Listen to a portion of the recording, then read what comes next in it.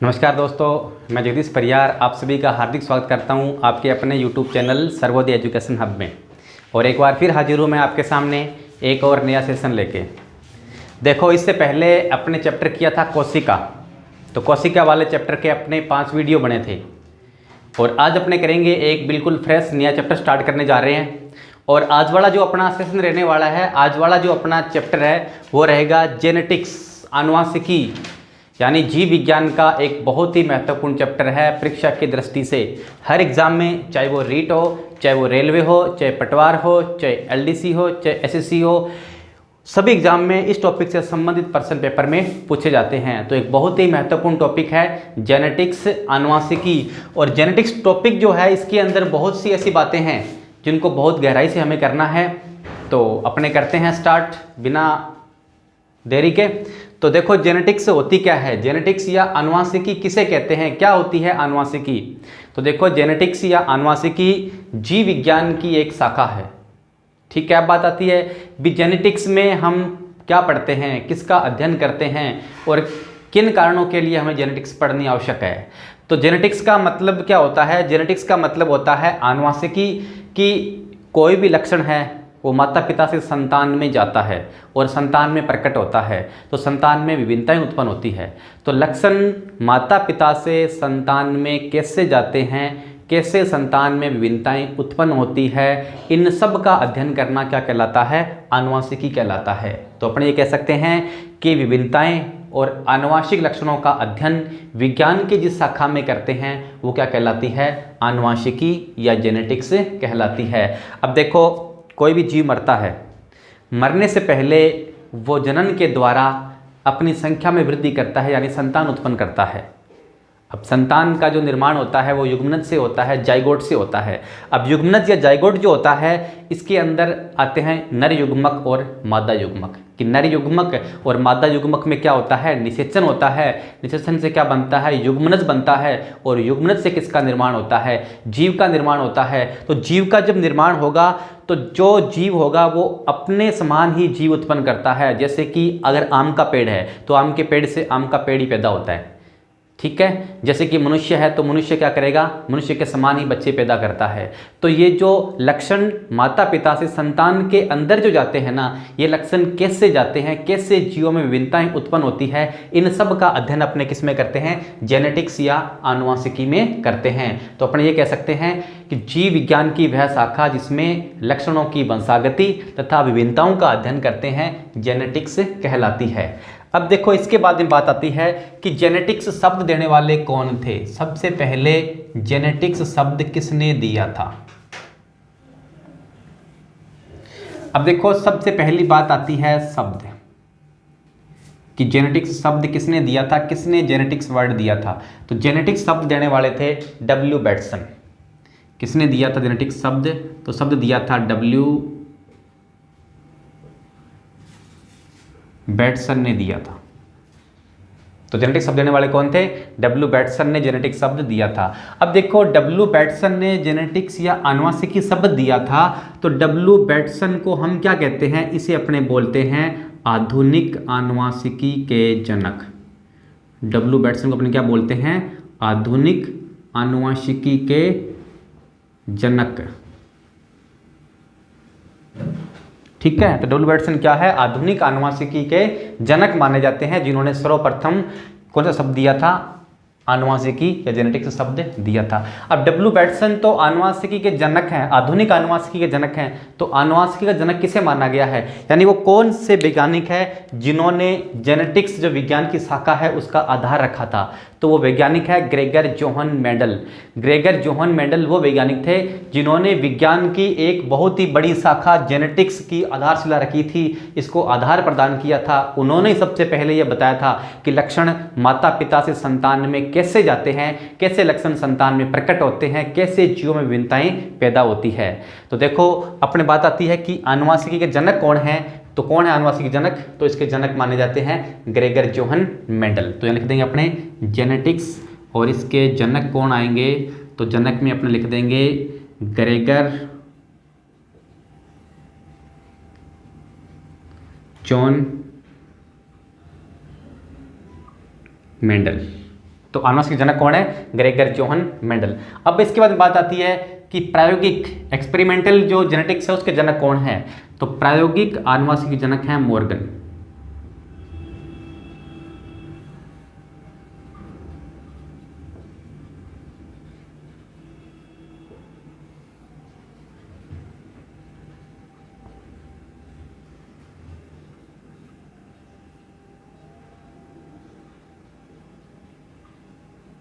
TH. Morgan. तो TH. Morgan को क्या माना गया है?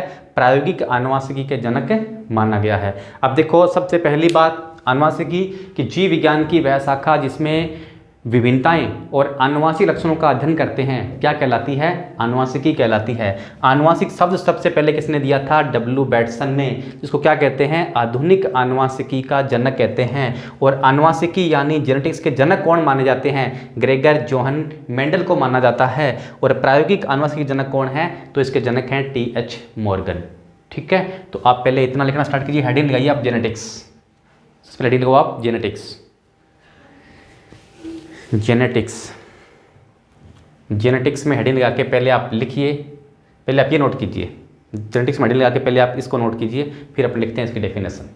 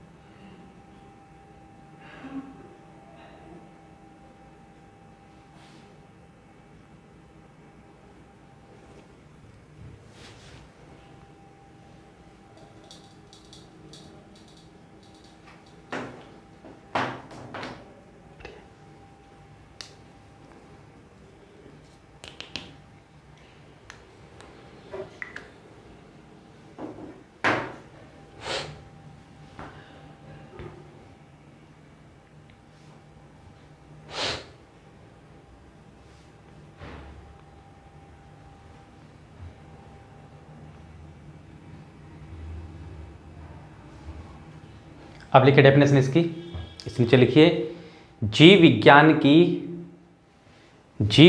की वह शाखा, जीव विज्ञान की वह शाखा जिसमें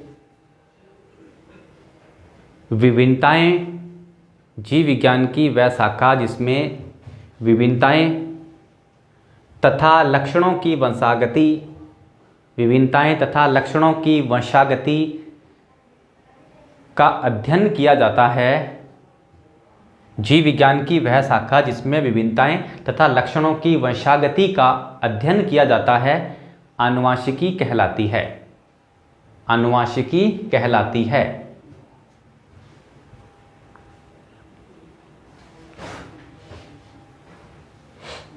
ठीक है, तो अब इसके बाद में बात आती है कि आनुवांशिक लक्षण क्या चीज़ होते हैं, कौन से होते हैं आनुवांशिक लक्षण, या अपने आनुवांशिक लक्षण किसको मानते हैं, किसे कहते हैं आनुवांशिक लक्षण। तो देखो दो टर्म्स आती है, एक तो आती है आनुवांशिक लक्षण,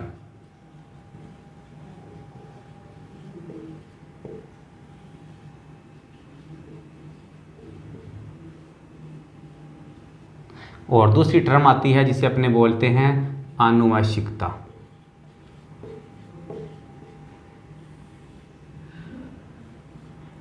इसको अपने हेरिडिटी भी बोलते हैं,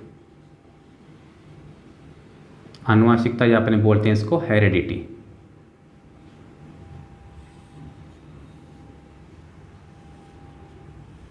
अब देखो सबसे पहली बात कि आनुवंशिक लक्षण क्या होते हैं। तो वे लक्षण जो एक पीढ़ी से दूसरी पीढ़ी में जाते हैं वो क्या कहलाते हैं आनुवंशिक लक्षण, या अपने से कह सकते हैं माता पिता से संतानों में जो लक्षण जाते हैं वो लक्षण कहलाते हैं आनुवंशिक लक्षण। और आनुवंशिकता क्या होती है, आनुवंशिकता का मतलब होता है कि जीवों में जो विभिन्नताएं उत्पन्न होती है ना वो क्या कहलाती है आनुवंशिकता कहलाती है। कि एक ही माता पिता से उत्पन्न संतानें कभी समान नहीं होती, उनमें कुछ ना कुछ विभिन्नताएं पाई जाती है, तो वो विभिन्नताएं क्या कहलाती है आनुवंशिकता कहलाती है। तो पहले आप हेडिंग लगाइए आनुवंशिक लक्षण और इसमें लिखना स्टार्ट कीजिए। इसमें लिखिए एक पीढ़ी से, आनुवांशिक लक्षण लिखिए एक पीढ़ी से दूसरी पीढ़ी में जाने वाले लक्षण, एक पीढ़ी से दूसरी पीढ़ी में जाने वाले लक्षण।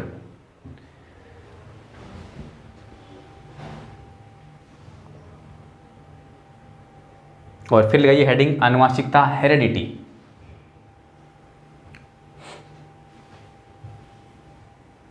इसमें लिखिए जीवों में समानता व असमानता का उत्पन्न होना, जीवों में समानता व असमानता का उत्पन्न होना आनुवांशिकता कहलाता है। जीवों में समानता व असमानता का उत्पन्न होना आनुवांशिकता कहलाता है।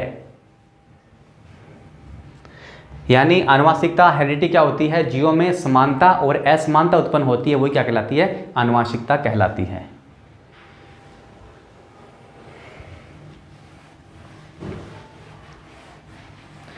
अब देखो इसके बाद में बात आती है कि जीव विज्ञान की इतनी बड़ी शाखा जेनेटिक्स की जो आधारशिला रखने वाले थे, खोज करने वाले थे, वो कौन है? ग्रेगर जोहन मेंडल है। अब अपने बात करते हैं ग्रेगर जोहन मेंडल के परिचय की, कि मेंडल का परिचय हमें पता होना चाहिए कि मेंडल कहाँ के निवासी थे, मेंडल क्या थे, मेंडल ने किसका अध्ययन किया था, मेंडल ने जेनेटिक्स पर प्रयोग कब से कब तक किए थे, अपने नियमों का प्रकाशन कब किया था और उसको प्रसिद्धि कब मिली थी। कि पेपर में कई बार वो पूछ लेते हैं मेंडल के जीवन परिचय से संबंधित प्रश्न, तो हमें मेंडल का पूरा जीवन परिचय भी पता होना चाहिए कि मेंडल कौन थे, कहाँ के रहने वाले थे और उसने आनुवांशिकी में अपना क्या योगदान दिया था। तो अब अपने करेंगे मेंडल का जीवन परिचय।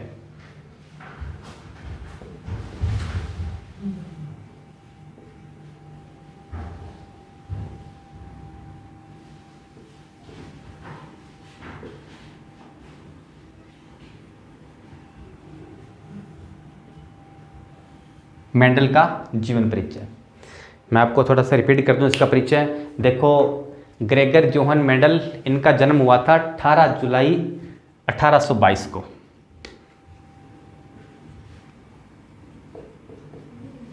यानी इनका जन्म कब हुआ था? 18 जुलाई 1822 को।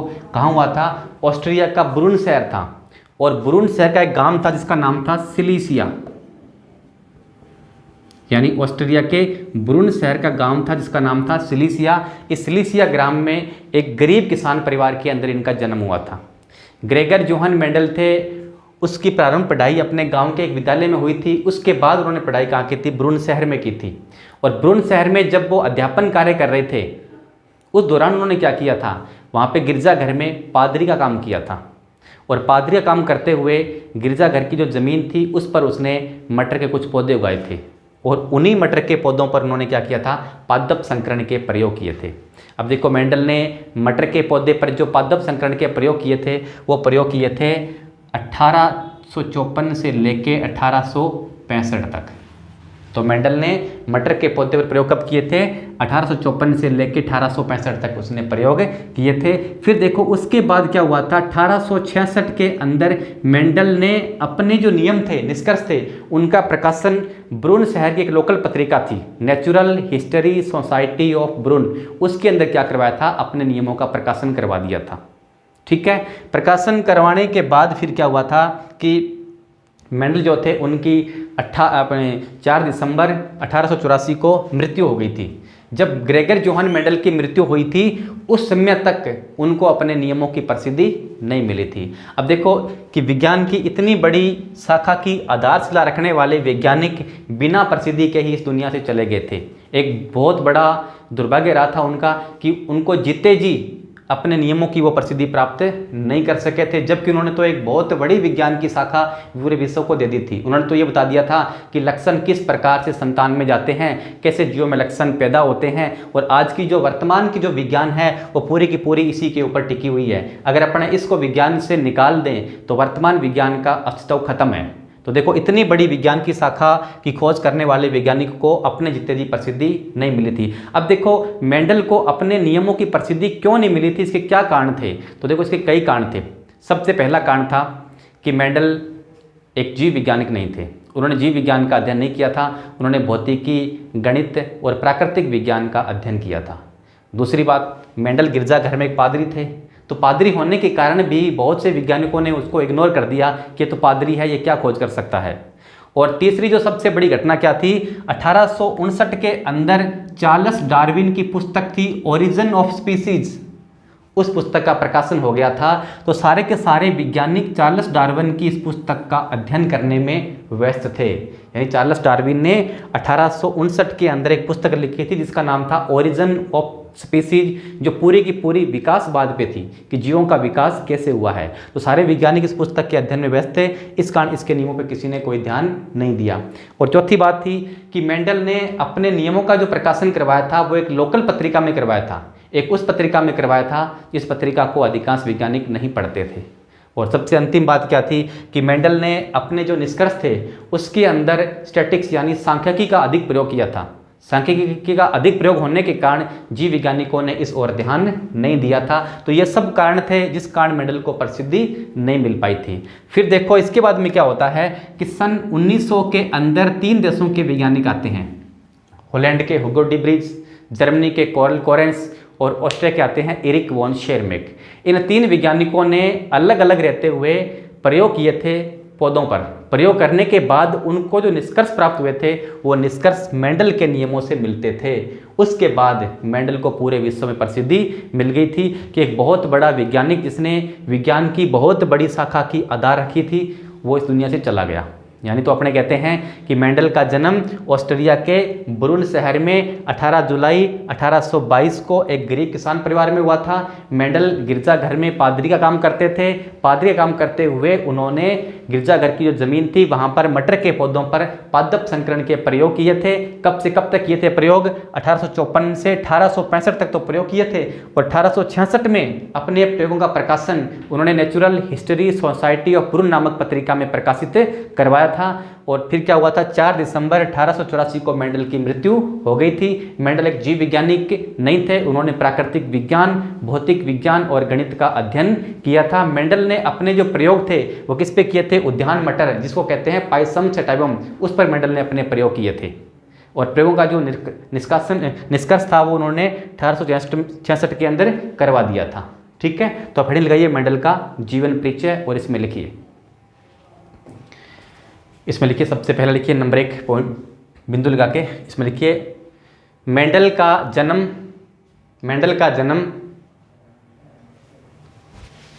18 जुलाई 1822 को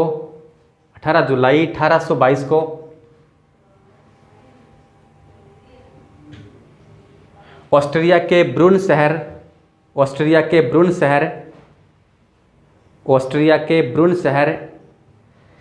के सिलीसिया ग्राम में, ऑस्ट्रिया के ब्रुन शहर के सिलीसिया ग्राम में एक गरीब किसान परिवार में हुआ था।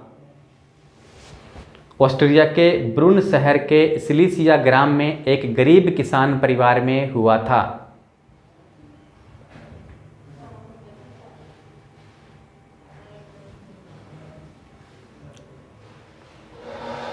नेक्स्ट लिखिए मेंडल ने ब्रुन शहर के गिरजाघर में, ब्रुन शहर के गिरजाघर में पादरी का कार्य करते हुए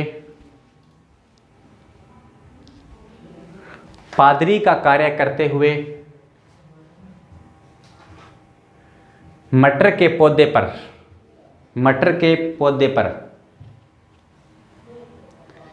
पादप संकरण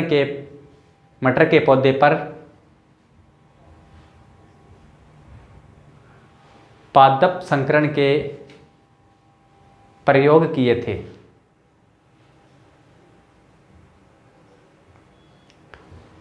नेक्स्ट लाइन लिखिए मेंडल एक जीव वैज्ञानिक नहीं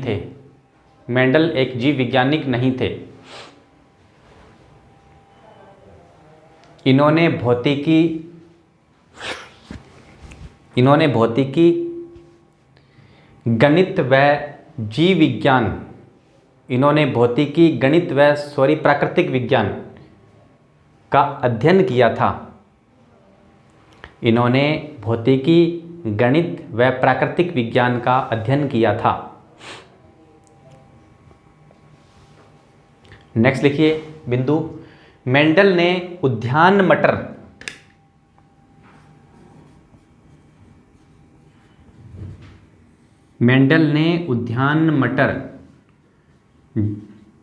और ब्रैकेट में लिखो इसका वैज्ञानिक नाम पाइसम सेटाइवम, क्योंकि आपके पेपर में ये आ सकता है कि मेंडल ने किस पौधे प्रयोग किया था, उद्यान मटर, जिसका वैज्ञानिक नाम है पाइसम सेटाइवम। उद्यान मटर पाइसम सेटाइवम पर प्रयोग किया था। मेंडल ने उद्यान मटर पाइसम सेटाइवम पर प्रयोग किया था। नेक्स्ट लिखिए, मेंडल ने 1854 से 1865 तक मेंडल ने 1854 से 1865 तक पादप संकरण के प्रयोग किए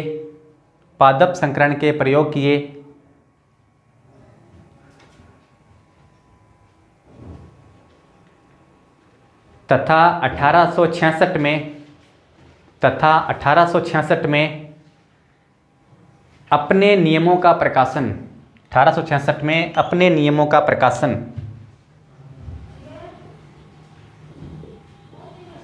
natural history society of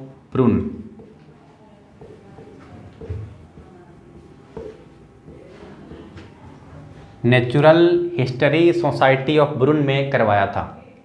natural history society of ब्रून में करवाया था। नेचुरल हिस्ट्री सोसाइटी ऑफ ब्रून में करवाया था। नेक्स्ट लिखिए, मेंडल ने अपने नियमों के निष्कर्ष में सांख्यिकी का प्रयोग किया था। मेंडल ने अपने नियमों के निष्कर्ष में सांख्यिकी का प्रयोग किया था।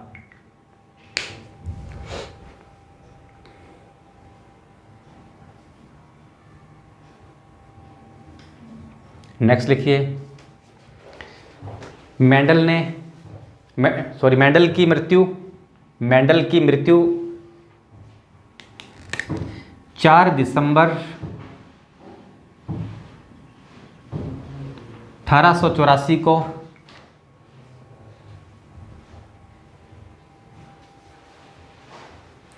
हुई थी। 4 दिसंबर 1884 को हुई थी। नेक्स्ट लिखिए, ये एक वो वैज्ञानिक थे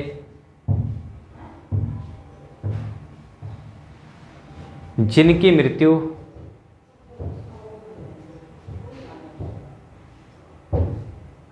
इनके नियमों को मान्यता मिलने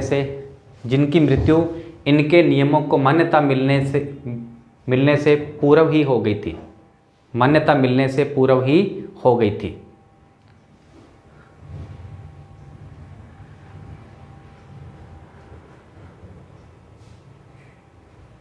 नेक्स्ट बिंदु लिखिए, मेंडल के नियमों को प्रसिद्धि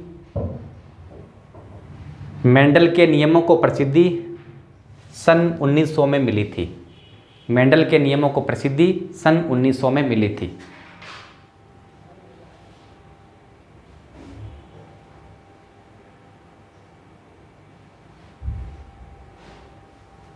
सन 1900 में मिली थी। तो ये तो था मेंडल का जीवन परिचय। अब देखो, अपने जेनेटिक्स के अंदर बहुत सारे कुछ टर्म्स का प्रयोग करेंगे, कुछ शब्दावली का प्रयोग करेंगे। तो वो कौन कौन सी शब्दावली होती है जिसका हम इसके अंदर प्रयोग करेंगे और उसका अर्थ क्या है। यानी जेनेटिक्स पढ़ने से पहले हमें इससे संबंधित जो महत्वपूर्ण शब्दावली है उसके बारे में पता होना चाहिए कि शब्दावली क्या क्या होती है, कि जीन क्या होते हैं, युग्म विकल्पी क्या चीज़ होते हैं, समयुग्मजी किसे कहते हैं, विषम युग्मजी किसे कहते हैं, प्रभावी क्या होते हैं, अप्रभावी क्या होते हैं, इनके बारे में हमें पता होना चाहिए। तो अब अपने करेंगे इसके बाद में आनुवांशिकी से संबंधित महत्वपूर्ण पारिभाषिक शब्दावली। तो आप हेडिंग लगाइए, आनुवांशिकी से संबंधित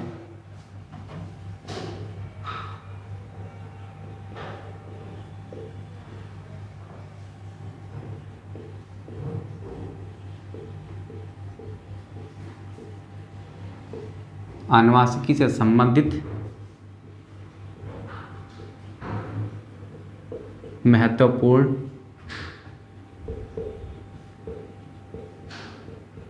पारिभाषिक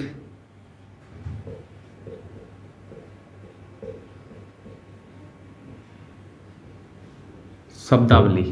आनुवांशिकी से संबंधित महत्वपूर्ण पारिभाषिक शब्दावली की जो महत्वपूर्ण जेनेटिक्स से संबंधित टर्म्स है वो कौन कौन सी होती है। देखो इसके अंदर सबसे पहली जो टर्म्स अपने करने जा रहे हैं वो टर्म्स हैं कारक, या इसे कहते हैं जीन। कारक या जीन, तो सबसे पहली टर्म्स आप लगाइए कारक या जीन। अब देखो कारक या जीन क्या चीज़ होती है, कारक या जीन किसे कहते हैं।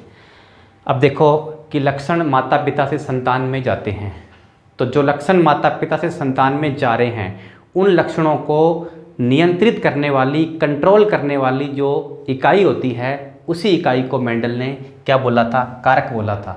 और आधुनिक आनुवांशिकी में क्या बोलते हैं, इसको जीन कहते हैं। तो अपने बोलते हैं कि जब लक्षण एक पीढ़ी से दूसरी पीढ़ी में जाते हैं तो इन लक्षणों को नियंत्रित करने वाली या प्रकट करने वाली जो इकाई होती है उस इकाई को मेंडल ने कारक कहा था, जिसे आधुनिक आनुवांशिकी में क्या कहते हैं, जीन कहते हैं। तो सीधी सी बात है कि जब लक्षण एक पीढ़ी से दूसरी पीढ़ी में जाएंगे तो उन लक्षणों को नियंत्रित करने वाली, कंट्रोल करने वाली इकाई कारक या जीन कहलाती है। अब बात आती है इसके बाद में कि जीन जो हैं, जीन शब्द देने वाले कौन थे, किसने सबसे पहले जीन शब्द दिया था। तो यहाँ पर लिखेंगे जीन शब्द, कि शब्द किसने दिया था। तो शब्द दिया था 1909 में जोहानसन ने। तो जोहानसन ने सन 1909 में जीन शब्द दिया था। अब जीन होते क्या हैं, जीन आनुवांशिकता या अपने बोलते हैं गुणसूत्रों की इकाई होते हैं। आनुवांशिकता या क्या होते हैं, गुणसूत्रों की इकाई। तो जीन क्या होते हैं, आनुवांशिकता या गुणसूत्रों की इकाई होते हैं। तो ये प्रश्न आ सकता है, आनुवांशिकता की इकाई किसे कहते हैं, जीन को कहते हैं। गुणसूत्रों की इकाई किसे कहते हैं, जीन को कहते हैं। जीन शब्द किसने दिया था, सन 1900 में जोहानसन ने दिया था। अब बात आती है जीन किसके बने होते हैं, तो ये डीएनए के बने होते हैं। ये डीएनए के बने होते हैं, ये डीएनए के बने होते हैं। फिर देखो मनुष्य का जो जीनोम होता है उस जीनोम में कितने जीन होते हैं, तो मनुष्य के जीनोम में 30,000 से 35,000 तक जीन होते हैं। तो लिख देंगे यहाँ पे मनुष्य के जीनोम में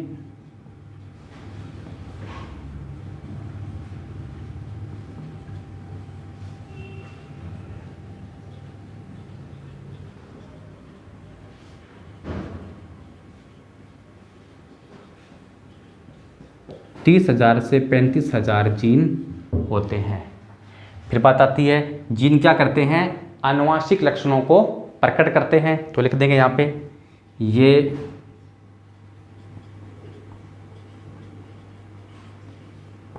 आनुवांशिक लक्षणों को प्रकट करते हैं।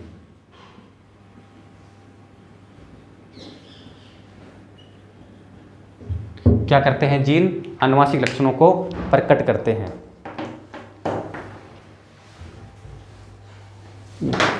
फिर देखो इसके बाद बात आती है कि जीन जो होते हैं इनको अगली पीढ़ी में कौन लेके जाता है या जीनों का वहन कौन करता है। तो देखो जीनों का वहन गुणसूत्रों के माध्यम से होता है। तो लिख देंगे जीनों का वहन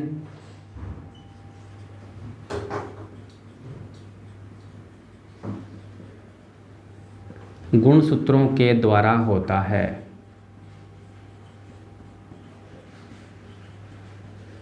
गुणसूत्रों के द्वारा होता है। तो देखिए कारक या जीन की लक्षण को एक पीढ़ी से दूसरी पीढ़ी में जब जाते हैं तो उनको प्रकट करने वाली इकाई जीन कहलाती है। जीन शब्द दिया था 1909 में जोहानसन ने। जीन क्या होते हैं? आनुवांशिकता या गुणसूत्रों की इकाई होते हैं। किसके बने होते हैं? डीएनए के बने होते हैं। मनुष्य के जीनोम में 30,000 से 35,000 तक जीन होते हैं। ये आनुवांशिक लक्षणों को प्रकट करते हैं और जीनों का वहन किसके माध्यम से होता है? गुणसूत्र के द्वारा होता है। तो अब हेडिंग लगाइए कारक या जीन, पहले डेफिनेशन लिखेंगे फिर इसके बारे में लिखेंगे। तो आप लगाइए कारक या जीन और इसमें लिखना स्टार्ट कीजिए। इसमें लिखिए मेंडल ने आनुवांशिक लक्षणों को नियंत्रित करने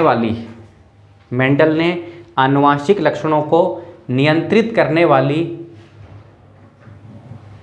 इकाई को कारक नाम दिया था।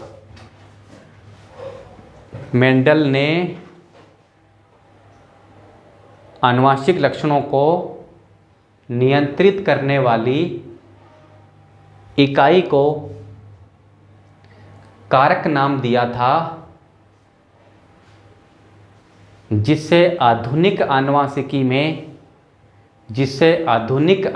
में जीन कहते हैं।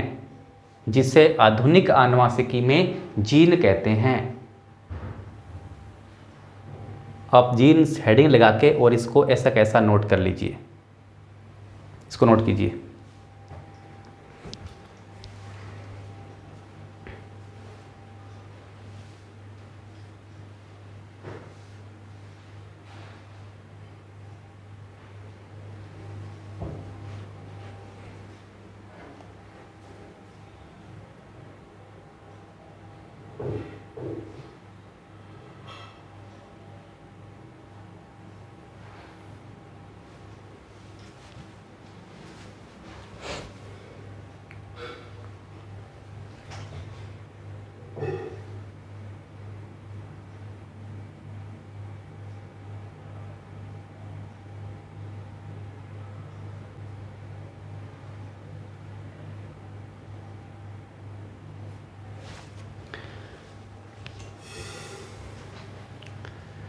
चलो अपने बढ़ते हैं आगे।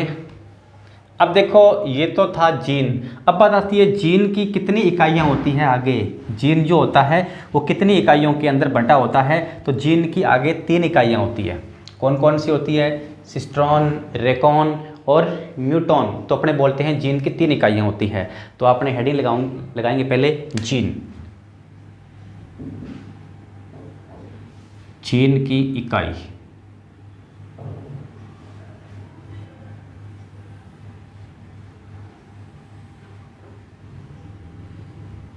अब देखो जीन की इकाई कितनी होती है? 3 होती है। सबसे पहली कौन सी होती है? तो सबसे पहली होती है सिस्ट्रॉन।